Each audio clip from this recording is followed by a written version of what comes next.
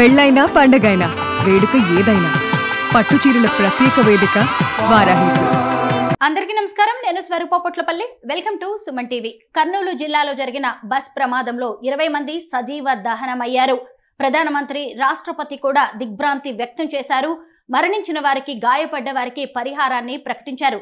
ప్రస్తుతం నాతో పాటు లైవ్ కాల్లో కర్నూలు జిల్లా నుంచి రెడీగా ఉన్నారు బీజేపీ అధికార ప్రతినిధి డాక్టర్ వినూషారెడ్డి గారు. ఆవిడ సంఘటనా స్థలానికి వెళ్లి అక్కడ ప్రత్యక్షంగా స్పాట్ ని పరిశీలించి వచ్చారు. వినూషారెడ్డి గారితో మాట్లాడి ఈ ఘటన గురించి అనేక విషయాలు తెలుసుకుందాం. నమస్తే వినూష గారు. నమస్తే స్వరూప గారు.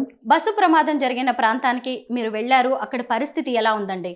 స్వరూప గారు, తెల్లవారుజామున 3 గంటలకి బస్సు ప్రమాదం జరిగింది. మాకు ఇన్ఫర్మేషన్ వచ్చింది. బీజేపీ పార్టీ కార్యకర్తలకి మార్నింగ్ తెల్లవారంగానే చేరుకున్నారు. అక్కడికి యాక్చువల్ గా 4 గంటల నుంచి కార్యకర్తలు, ప్రభుత్వ యంత్రాంగం వర్క్ చేస్తున్నారు. మేము కూడా ఎంత వీలైతే అంత త్వరగా వెళ్ళిపోయాము. బట్ చాలా హృదయ విదారకంగా ఉందండి. అక్కడ ఘటన చూస్తే బస్సు మొత్తం కాలిపోయి ఉంది. బస్సు ఇంకా కూడా అక్కడ లోపల కొన్ని శరీరాలు ఆ మంటలకి ఆకుతైపోయి ఇంకా కూడా కాలుతూనే ఉంది. కానీ ప్రభుత్వ యంత్రాంగం కూడా అక్కడ చాలా ఫాస్ట్ గా రియాక్ట్ అయ్యారు. అక్కడ ఏరియాని మొత్తం కూడా కార్డోనింగ్, అంటే చుట్టూ వాళ్ళు భద్రతా సిబ్బంది వేరే వాళ్ళు పోనీయకుండా అట్లా తగు జాగ్రత్తలు తీసుకున్నారు. ఫైర్ ఇంజిన్ అప్పటికే మంటలన్నీ ఆర్పేసినప్పటికీ మనకు ఆ పూర్తి దగ్ధం అయిపోయిన బస్సు, అందులో శరీరాలు కొన్ని దగ్ధం అయిపోయి అవి చూస్తుంటే మాటల్లో చెప్పలేని ఒక బాధ. స్వరూప గారు, కర్నూలు ప్రజలందరూ కూడా దిగ్భ్రాంతికి గురయ్యారు. ఇప్పుడు ఎక్కడ చూసినా అందరూ ఇదే మాట్లాడుతున్నారు. కర్నూలులో ఇలా జరిగిందంట. అసలు చిన్నటేకూరు హైవే మీద హైదరాబాద్ నుంచి బెంగళూరుకు వెళ్తున్న సమయంలో ఈ విధంగా జరిగిందని కర్నూలు వాసులు అందరూ కూడా ఎంతో బాధపడుతున్నారు అది తెలుసుకొని. ఇక్కడ బాధ అనిపించేది ఏంటంటే అండి, అది తెల్లవారుజామున 2 నుంచి 3 టైంలో జరిగింది. అది స్లీపర్ బస్సు కావడం వల్ల చాలా మంది ఫాస్ట్ గా రియాక్ట్ అవ్వలేకపోయారు. ఎవరైతే రియాక్ట్ అయ్యారో వారు కొంతవరకు ఆ అద్దాలను పగలగొట్టి బస్సులో నుంచి దూకి వేసి కొంతవరకు వాళ్ళు కాపాడుకోగలిగారు. కానీ ఆ రియాక్షన్ టైం ఉంటుంది కదా, అది నిద్రపోవడం వల్ల కొంతమంది రియాక్ట్ కాలేకపోవడం వల్ల, అలాగే వాళ్ళు బస్సులో సజీవంగా దహనం అయిపోయి వాళ్ళని అలా చూస్తుంటే హృదయ విదారకంగా ఉంది. స్వరూప గారు, మాటల్లో చెప్పలేనంత బాధ. వినూష గారు, మీరు ప్రత్యక్ష సాక్షులతో కూడా మాట్లాడారు. అసలు ఈ బస్ యాక్సిడెంట్ జరగడానికి గల కారణాలేంటి? బేసికల్ గా ఏంటంటే అండి, ఇది స్లీపర్ బస్ కాబట్టి అందరూ నిద్రపోతున్నారు. కొంతమందికి మాత్రం సడన్ గా మెలకువ వచ్చింది. వాళ్ళు చూసేసరికి అగ్గి జ్వాలలు బస్సులో కనిపించాయి. బస్సు ఆగిపోయి ఉంది. కానీ వాళ్ళు కొంతమంది ఫాస్ట్ గా రియాక్ట్ అయిపోయి ఎమర్జెన్సీ ఎగ్జిట్ దగ్గర ఉండే ఆ ద్వారాన్ని ఓపెన్ చేయడము, లేకపోతే అద్దాలు పగలగొట్టడము, ఆ విధంగా కొంతమంది తప్పించుకోగలిగారు. కానీ నిద్రపోతుండడం వల్ల కొంతమంది రియాక్ట్ అవ్వలేక ఆ మంటల్లో చిక్కుకుపోయారు. సో ఇప్పుడు ఏంటంటే కలెక్టర్ గారు, ఎస్పీ గారు వాళ్ళందరూ అక్కడ ఉన్నారు.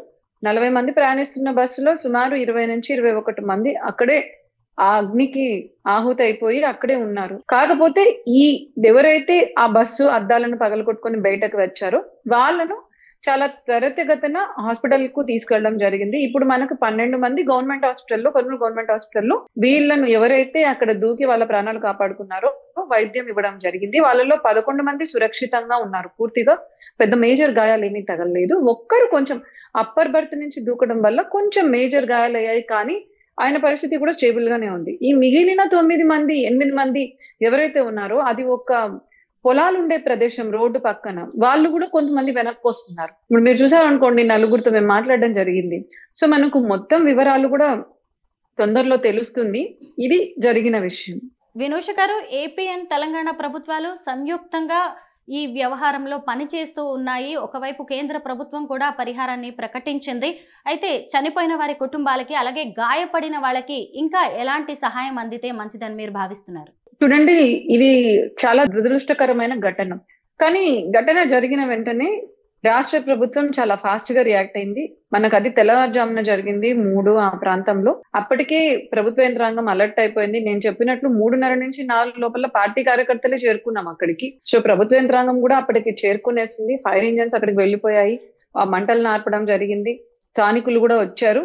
వీటితో పాటు నేను చెప్పినట్లు ఎవరైతే అక్కడ అద్దాలు పగలగొట్టి దూకి బయటికి వచ్చారో వాళ్ళను చాలా ఫాస్ట్ గా గవర్నమెంట్ హాస్పిటల్ తీసుకెళ్ళడానికి అవసరమైన చర్యలన్నీ తీసుకున్నారు. అదే విధంగా ఇప్పుడు నేను వెళ్ళొచ్చి అక్కడ పరిశీలించింది ఏంటంటేనండి, నేను ఉన్న టైంలోనే ఫారెన్సిక్ వైద్య నిపుణులు, దానికి సంబంధించిన స్టాఫ్ అక్కడ ఘటనా స్థలానికి చేరుకున్నారు. ఎవరైతే వీళ్ళు సజీవ దహనం అయిపోయారో వాళ్ళ నుంచి శాంపిల్స్ సేకరించి వాళ్ళకు DNA పరీక్షల ద్వారా వాళ్ళను ఐడెంటిఫికేషన్, అంటే ఎవరు ఏంటి, ఏ ప్రాంతానికి చెందిన వాళ్ళు, అసలు ఆ వ్యక్తి ఎవరు, ఐడెంటిటీ అంటాము, ఎవరో తెలుసుకునే ప్రక్రియ ఫారెన్సిక్ మెడిసిన్ వాళ్ళు DNA టెస్ట్ల ద్వారా అక్కడ శాంపుల్ సేకరించడానికి అవసరమైన వాళ్ళకి డాక్టర్లకు సదుపాయాలు అక్కడే ఒక టెంట్ రూపంలో ఏర్పరచడం జరిగింది. వాళ్ళు శాంపిల్స్ అన్ని తీసుకున్నారు. నేను అక్కడ సంఘటన స్థలం నుంచి బయటకు వచ్చేసరికి 11 మందిని ఐడెంటిఫై చేశామని చెప్తున్నారు. వాళ్ళ బంధువులు కూడా అక్కడ వచ్చున్నారు కొంతమంది. వాళ్ళతో ఇప్పుడు క్రాస్ మ్యాచింగ్ చేసి కన్ఫర్మ్ చేస్తారు. ఇప్పుడు మన ముఖ్య ఉద్దేశం ఏంటంటే ఈ ఘటన జరిగిన వెంటనే ఎవరైతే ఆ అద్దాలు పగలగొట్టుకొని బయటకు వచ్చారో వాళ్ళను సక్సెస్ఫుల్ గా గవర్నమెంట్ హాస్పిటల్లో వాళ్ళకి సదుపాయాలు అందుబాటు ట్రీట్మెంట్ ఇచ్చేశారు. ఇప్పుడు ఈ మిగిలిన వాళ్ళు పాపం అక్కడ ఎవరైతే ఆహుతయ్యారో వాళ్ళను DNA టెస్ట్లు చేసి వాళ్ళు ఎవరో కనుక్కొని వాళ్ళ బంధువులకు ఇవ్వడం, ఈ రెండు విషయాల్లో ప్రభుత్వాలు చాలా ఫాస్ట్ గా రియాక్ట్ అయింది. ఇప్పుడు బార్డర్ డిస్ట్రిక్ట్ నుంచి గద్వాల్ నుంచి కూడా అక్కడ జేసీ గారు, కలెక్టర్ గారు వచ్చారు. వాళ్ళు సమన్వయం చేసుకుంటున్నారు. ఎందుకంటే హైదరాబాద్, తెలంగాణ నుంచి 13 మంది ఉన్నారు అని ఒక అంచనా. మనకి ఇంకా టోటల్ లిస్ట్ ఈ రోజు మనకు వస్తుంది. సో వాళ్ళ తరపున కూడా వాళ్ళు రావడం జరిగింది. కానీ ప్రభుత్వం యంత్రాంగం చాలా ఫాస్ట్ గా రియాక్ట్ అయింది.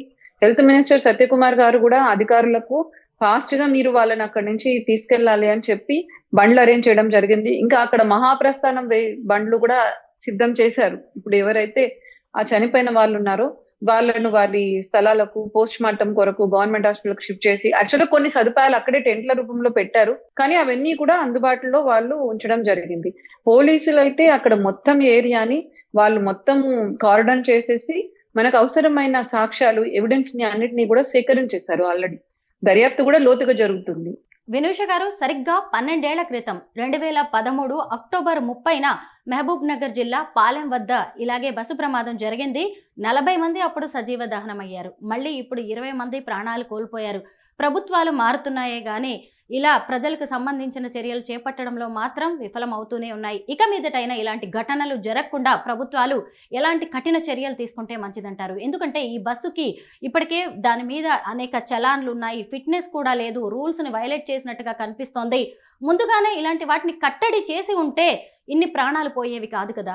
స్వరూప గారు, ఈ విషయంలో జరిగిన ఇన్సిడెంట్ చూస్తే బైక్ బస్సు కిందకి వెళ్ళినాక ఆ కొలిజన్ దాన్ని ఎదుర్కొనే సమయంలో ఆ బైక్ కు సంబంధించి పెట్రోల్ డీజిల్ లీక్ అయ్యి ఒక అగ్ని స్పార్క్ రావడం ద్వారా అది బస్సుకు సంబంధించిన ఇంజన్ కూడా అగ్ని రాజుకోవడం, తద్వారా మొత్తం బస్సే అగ్ని జ్వాలల్లో చిక్కుకోవడం జరిగిందని చెప్తున్నారు. ఇది ప్రిలిమినరీ అంచనా.